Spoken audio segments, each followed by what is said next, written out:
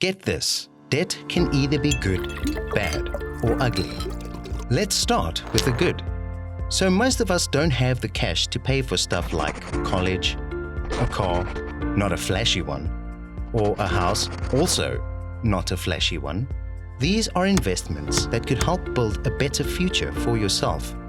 Owning a home, having a vehicle to get to work, or education to further your career.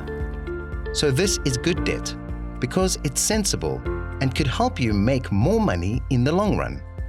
And now, the bad.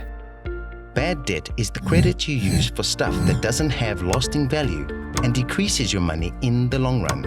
And that's bad. Bad debts are easy to spot because their interest rates are much higher than that of good debt.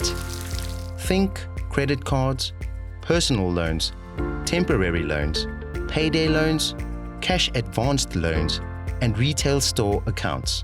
If most of your debt is the bad kind, you need a debt management plan to get them off your financial playing field, or at the very least, get them under control. Lastly, the ugly. This is when good debt turns bad. Remember when I said, no flashy cars? This is what I meant. If your financial investments are not sensible, you will most likely end up with good debt that turns ugly, and things can get real ugly. Think repossession. Debt is an unavoidable part of life, so use good debt sensibly as an ally to build prosperity and manage your bad debt properly.